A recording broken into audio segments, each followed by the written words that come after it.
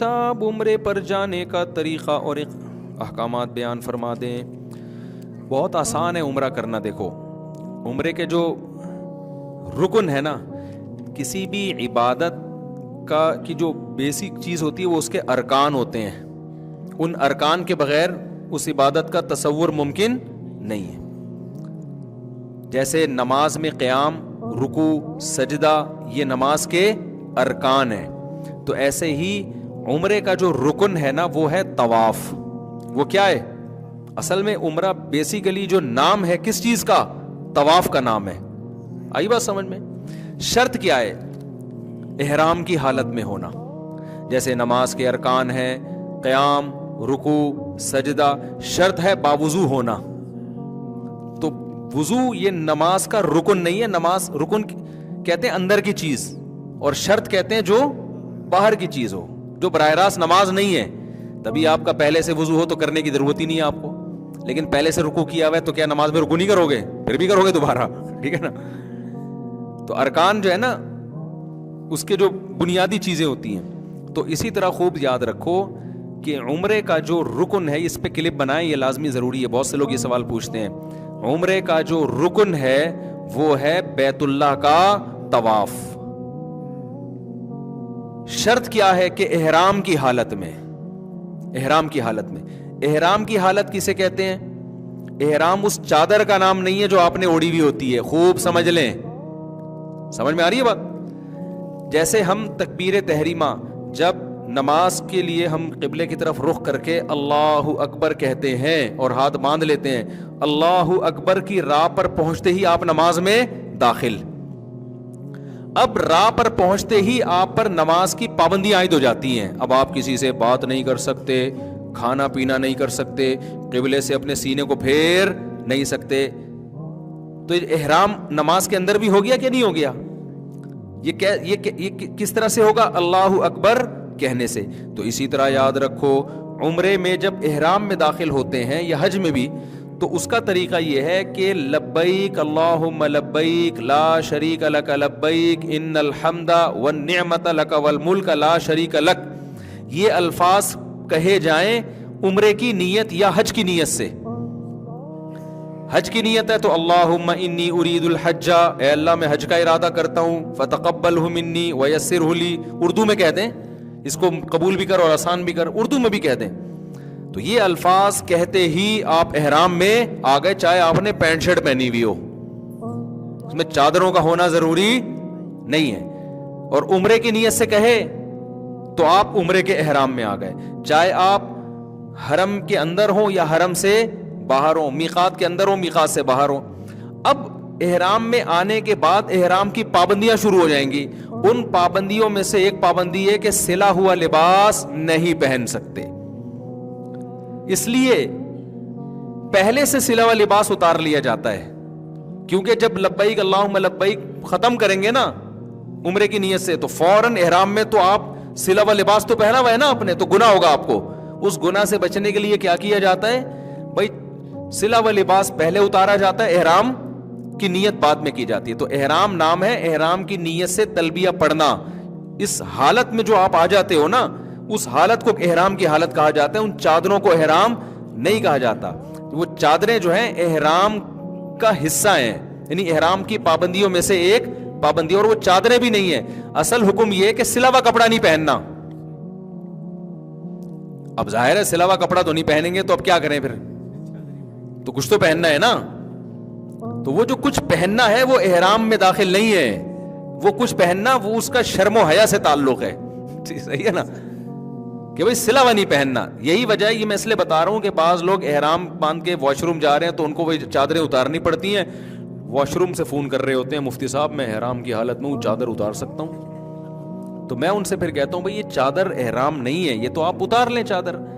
یہ تو پہنی اس لیے جاتی ہے تاکہ لوگ آپ کے، صحیح ہے نا، اچھا نہیں ہے نا، یہ بری بات ہو جائے گی نا۔ خود سوچو، تنہائی میں بیٹھ کے کبھی غور کرنا میں کیا کہہ رہا ہوں، اچھی بات ہے یہ۔ تو جسم تو چھپانا ہے نا اپنا، تو اس کے لیے یہ کیا جاتا ہے، تو اس میں چادریں داخل نہیں ہیں۔ دوسری بات یہ کہ اس احرام، اگر آپ مکہ جا رہے ہیں کسی بھی نیت سے مکہ جا رہے ہیں، میقات سے باہر سے، جیسے کراچی سے، طائف سے، مدینہ سے، تو اسلام کا حکم یہ ہے کہ آپ میقات بغیر احرام کے کراس نہیں کر سکتے. تو وہ ایک الگ چیز ہے. وہ کیا ہے؟ اس کا عمرے سے تعلق نہیں ہے، بلکہ اس کا اس سے تعلق ہے کہ آپ نے عمرے کی نیت کر کے میقات میں احرام باندھا کیوں نہیں، آپ نے عمرہ کیا کیوں نہیں. تو عمرہ نہ کرنے کی وجہ سے آپ پہ دم واجب ہوتا ہے. تو اب اس کا عمرے سے براہ راست تعلق نہیں ہے، بلکہ وہ یہ ہے کہ مثال کے طور پر شریعت آپ کو حکم دے کہ فلاں وقت میں نماز پڑھو، نہیں پڑھے تو یہ سزا ہے آپ کی. تو اب جو بھی باہر سے آ رہا ہوتا ہے مکہ یا بیت اللہ، مکہ جا رہا ہے کسی بھی کام سے، تو اسلام اس پر لازم کرتا ہے کہ آپ چونکہ مکہ اللہ کا شہر ہے، آپ اس پہ جا رہے ہو اور آپ ہو بھی مسلمان، تو یہ جو اللہ کی باؤنڈری ہے نا جس کو میقات کہا جاتا ہے، تو پہلے آپ نے جا کے عمرہ کرنا ہے اور احرام آپ کا شروع ہوگا میقات سے پہلے. یہ اگر آپ نے کراس کیا میقات تو بعد میں احرام تو مان لیا جائے گا، لیکن دم آپ پر واجب ہوگا کہ آپ نے کیوں یہ بغیر احرام کے کراس کیا. سمجھتے ہو کہ نہیں سمجھتے؟ اور جب حرم میں پہنچ گئے آپ، پھر دوبارہ عمرہ کرنا ہے، تو پھر احرام باندھنے کے لیے ضروری ہے کہ کم سے کم مسجد عائشہ تک جائے. وہ افضل تو یہی ہے کہ پھر میقات سے باہر جائے، لیکن مسجد عائشہ سے کر لے گا تو بھی اس میں اختلاف ہے علماء کا. ہماری جو رائے ہے وہ اس کے مطابق ہم جواب دے رہے ہیں. تو خلاصہ میں جلدی سے سمیٹتا ہوں. عمرہ نام ہے بیت اللہ کے طواف کا، شرط کیا ہے کہ احرام کی حالت ہو. اور سعی جو ہے نا وہ عمرے کا رکن نہیں ہے، عمرے کے واجبات میں سے ہے. واجبات سمجھتے ہیں؟ یعنی اگر سعی نہیں کریں گے آپ نے طواف کرنے کے بعد تو گناہگار ہوں گے اور دم دینا پڑے گا آپ کو. دیکھو رکن چھوٹ جائے نا تو چیز کا وجود ہی نہیں ہوتا. کرتے ہیں سجدہ کرتے ہیں، یہ ارکان ہے نا. رکوع چھوٹ جائے، سجدہ چھوٹ جائے تو سجدہ سہو سے نماز نہیں ہوگی، کیونکہ نماز کا رکن ہی نہیں پایا جا رہا. لیکن اگر آپ نے یہ تمام چیزیں کر لیں، اتحیات کے بعد غلطی سے درود شریف پڑھ لیا، اٹھنے میں تاخیر ہو گئی، تو ارکان تو پھر بھی پورے ہو رہے ہیں نا. تو ان غلطیوں کی وجہ سے کیا لازم ہوگا؟ سجدہ سہو.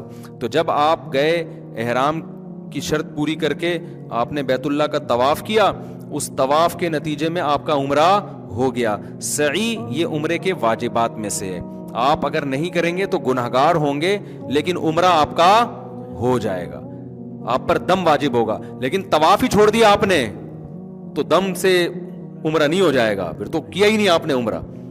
تو اس میں جو مرکزی حیثیت ہے وہ بیت اللہ کو ہے. آپ جو جاتے ہیں بیت اللہ کے طواف کرنے کے لیے جاتے ہیں اصل میں. حج کس کا نام ہے؟ حج میں 2 ارکان ہیں، عمرے میں کتنے ہیں؟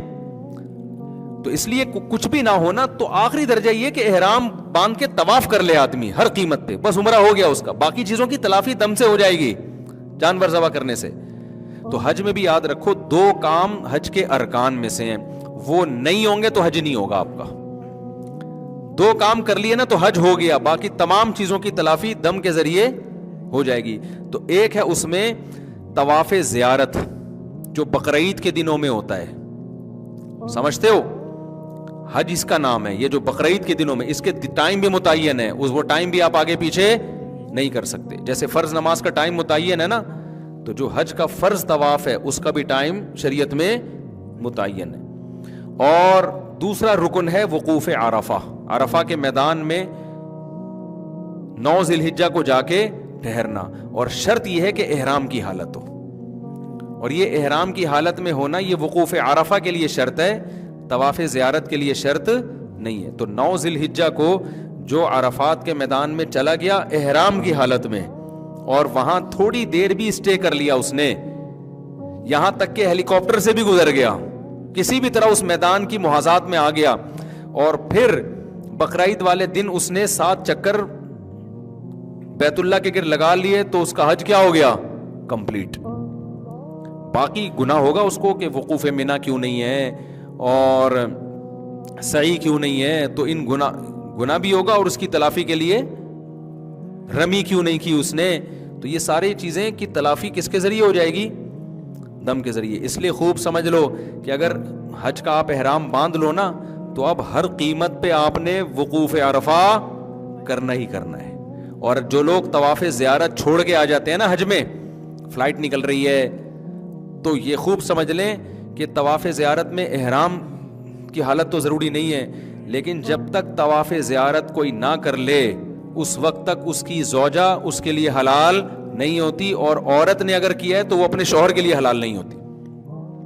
کتنے لوگ ہیں طواف زیارت چھوڑ کے آئے ہوئے ہوتے ہیں, ان کے بچے بھی پیدا ہو رہے ہیں یہاں پہ, تو یہ غلط ہے. تو وہ ہر قیمت پہ جا کے کیا کرنا پڑے گا؟ تو اس لیے طواف زیارت کو حج میں بہت فوکس کرنے کی ضرورت ہوتی ہے کہ بھائی یہ تو کرنا ہی کرنا ہے.